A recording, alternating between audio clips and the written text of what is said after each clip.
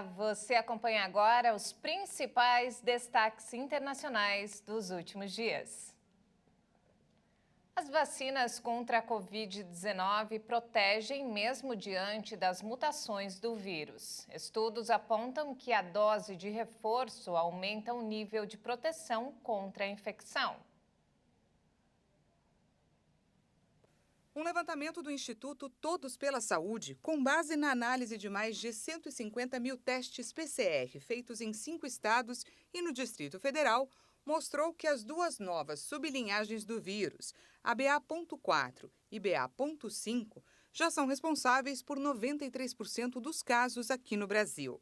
Apesar das novas variantes serem mais transmissíveis e também mais resistentes, as vacinas e a própria infecção prévia tem uma pequena proteção para a Ômicron, mas estudos em andamento indicam que, mesmo diante das mutações, os imunizantes permanecem eficazes na proteção contra quadros graves, hospitalizações e morte pela doença. As análises indicam ainda que a dose de reforço aumenta significativamente o nível de proteção contra a infecção, que tende a diminuir após 6 meses. Segundo especialistas da Universidade Federal de Ciências da Saúde de Porto Alegre, a efetividade das vacinas está relacionada à produção de anticorpos neutralizantes e específicos contra o coronavírus e à defesa do organismo com a ativação dos linfócitos ou células T. E ainda falando sobre o assunto, a Organização Mundial da Saúde alertou que o aumento das infecções por Covid mostra que a pandemia está longe do fim. A pandemia de coronavírus está longe de terminar. A afirmação foi feita pelo diretor da Organização Mundial da Saúde. O vírus corre livre e os países não estão gerindo de forma eficaz o fardo da doença da melhor forma possível, tanto em termos de hospitalização de casos agudos, como no número crescente de pessoas com a condição pós-Covid-19, muitas vezes chamada de Covid longa. Tedros indicou que, à medida que as hospitalizações e a transmissão aumentam, os governos devem implementar medidas como o uso de máscara, melhor ventilação e protocolos de detecção e tratamento. Estou preocupado que os casos de Covid-19 continuem aumentando, o que coloca maior pressão sobre os sistemas de saúde e os trabalhadores, que estão no limite. Também estou preocupado com a tendência de aumento de mortes. O Comitê de Emergência sobre a Covid-19 se reuniu na sexta-feira da semana passada e concluiu que o vírus continua sendo uma emergência de saúde pública de interesse internacional. O Comitê de Emergência denunciou a diminuição dos testes de detecção e sequenciamento genético, o que torna cada vez mais difícil avaliar o impacto das variantes do vírus, e destacou a atual vigilância inadequada da pandemia. Uma negociação que interessa o mundo inteiro. Representantes da Ucrânia, Rússia e Nações Unidas se reuniram na Turquia para discutir a liberação dos grãos que seguem presos nos portos ucranianos. O bloqueio da produção agrícola na Ucrânia coloca pressão na inflação mundial dos alimentos. As discussões de especialistas militares dos 4 lados, os primeiros russos e ucranianos cara a cara desde 29 de março, terminaram oficialmente após 3 horas, de acordo com um comunicado do Ministério da Defesa turco. Mas o texto não deu detalhes sobre o conteúdo da conversa. O desafio é liberar mais de 22 milhões de toneladas de grãos presos em Odessa e outros portos do Mar Negro, bloqueados por navios de guerra russos. A recente liberação da Ilha da Cobra, que estava ocupada pelos russos, criou a possibilidade de uma rota naval a partir do rio Danúbio, na Romênia, em direção ao resto da Europa. A Rússia também teria que concordar em estabelecer uma trégua nos ataques enquanto os navios se movem.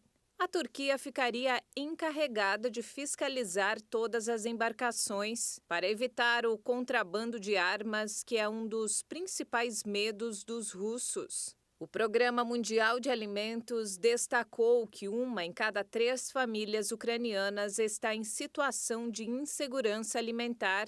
Antes da guerra, a Ucrânia fornecia 46% do óleo de girassol comercializado no mundo, 9% do trigo, 17% da cevada e 12% do milho.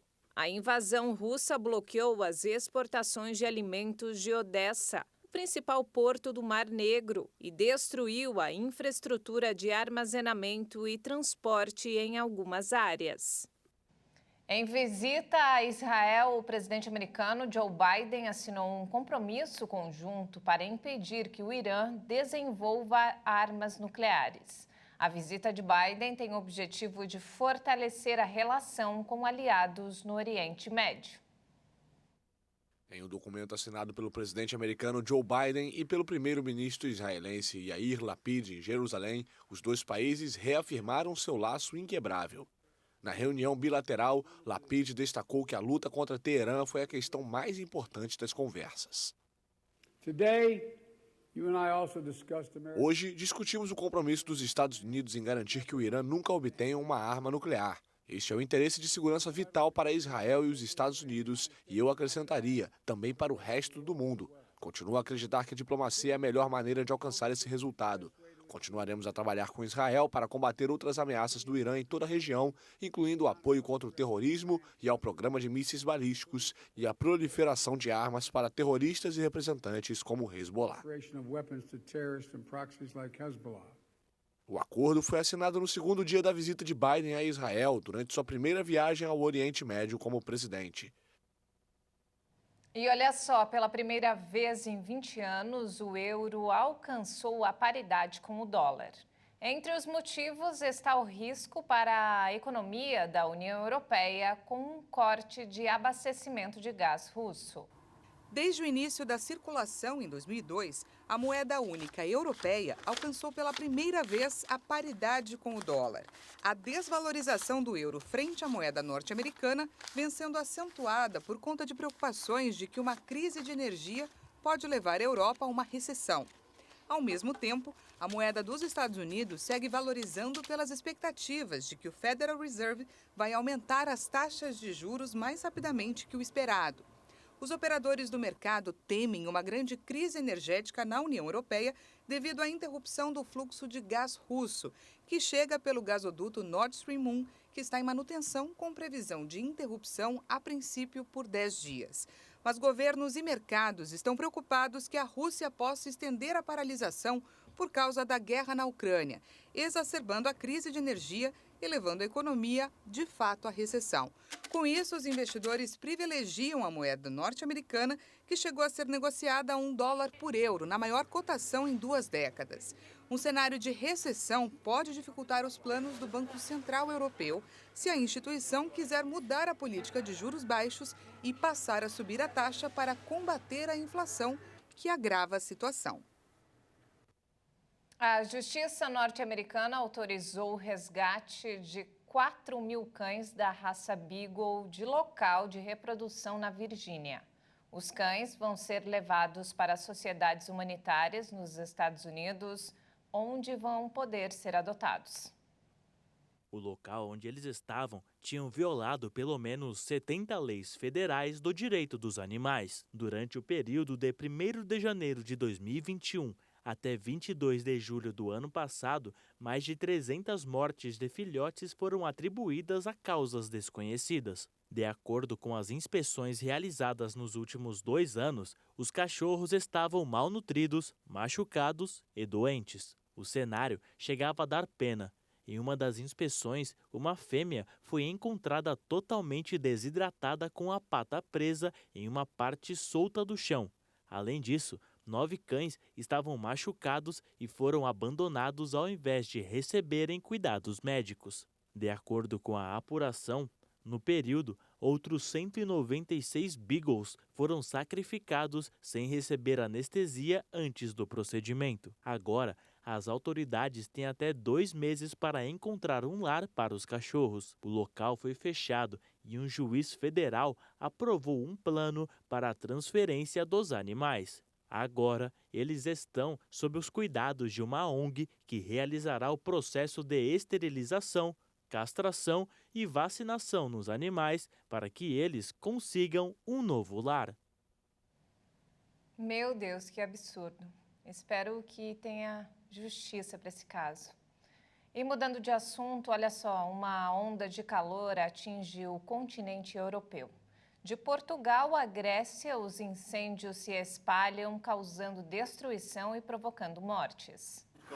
Um motorista português mostrou com a ajuda do GPS a intensidade do calor que atinge a região central do país. O cenário, que começa em dia claro, logo é engolido pelas labaredas de fogo dos dois lados da autoestrada. Portugal é devastado pelo fogo desde quinta-feira passada. Tem que fechar o vidro, está muito calor aqui. O país do sul europeu registrou 200 incêndios na quarta-feira, o número mais elevado desde o início da onda de calor sufocante que atingiu a Península Ibérica. De acordo com o primeiro-ministro português António Costa, mais de 2.000 bombeiros estão mobilizados para combater 4 grandes incêndios ativos. O último relatório da Proteção Civil portuguesa confirmou que os incêndios causaram a morte de uma pessoa e cerca de 60 feridos. Na Grécia, o combate às chamas resultou na morte de 2 pessoas na quarta-feira, quando um helicóptero caiu no mar enquanto tentava apagar um incêndio florestal na ilha de Samos. Na França, as altas temperaturas também complicaram a tarefa dos bombeiros, que lutam desde terça-feira no Gironde contra 2 incêndios florestais que já queimaram cerca de 4.000 hectares. Na Espanha, o incêndio mais preocupante já devastou pelo menos 4.000 hectares em uma área montanhosa que abrange as regiões de Extremadura e Castilha e León, perto da fronteira com Portugal.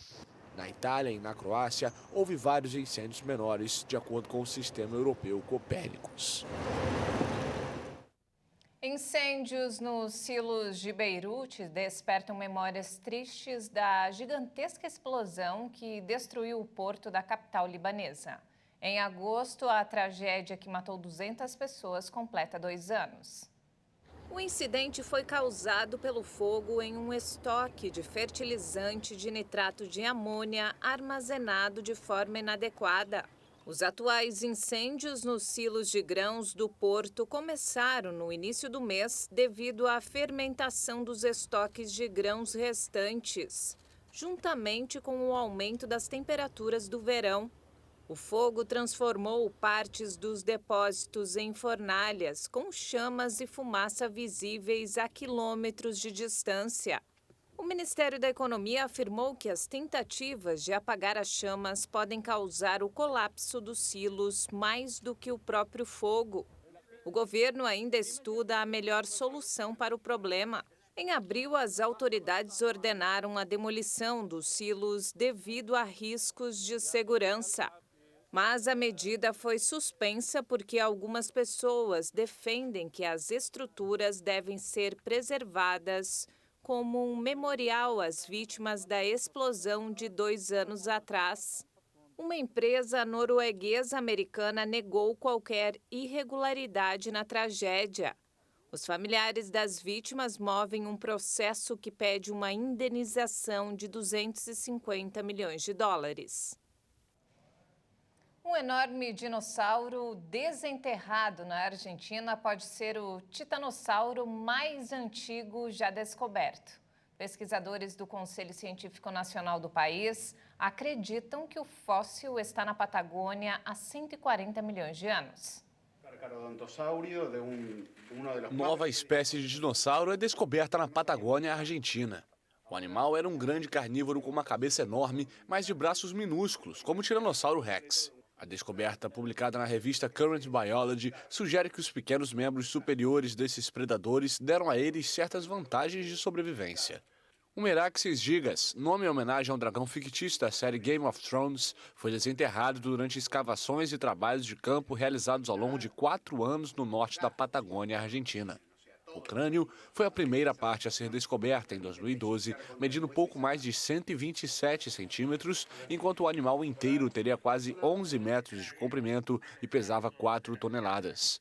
Mas seus braços mediam apenas 60 centímetros.